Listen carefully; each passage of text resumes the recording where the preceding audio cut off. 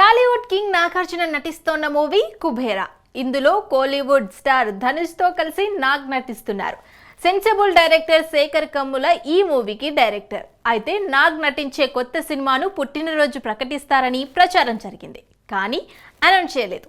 అయితే Nag next movie గురించి స్వతంత్ర టీవీ అందిస్తోంది ఎక్స్క్లూజివ్ న్యూస్. ఇంతకీ ఏంటా ఎక్స్క్లూజివ్ న్యూస్?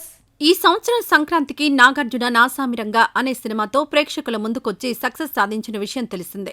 ఈ మూవీతో కొరియోగ్రాఫర్ విజయ్ బెన్నీని నాగార్జున దర్శకుడిగా పరిచయం చేశారు. ఈ మూవీ సక్సెస్ మీట్లో వచ్చే సంక్రాంతికి కలుద్దామన్నారు. ఈ విధంగా వచ్చే సంక్రాంతికి కొత్త సినిమాను రిలీజ్ చేయనున్నట్టుగా చెప్పకనే చెప్పారు. దీంతో ఎప్పుడెప్పుడు నాగ్ కొత్త సినిమా అనౌన్స్మెంట్ వస్తుందా అని ఫ్యాన్స్ ఆతృతగా ఎదురుచూస్తున్నారు. పుట్టినరోజున కొత్త సినిమా ప్రకటన వస్తుంది అనుకున్నారు, కానీ ఇంతవరకు కొత్త సినిమాని అనౌన్స్ చేయలేదు. నాసామిరంగా డైరెక్టర్ విజయ్ బిన్ని, సోగ్గాడే చిన్నినాయన డైరెక్టర్ కళ్యాణ్ కృష్ణ ఈ ఇద్దరు దర్శకులు నాగార్జున కోసం కథలు రెడీ చేశారట, కానీ ఈ రెండు కథలు నాగార్జునకు పూర్తి స్థాయిలో నచ్చలేదట.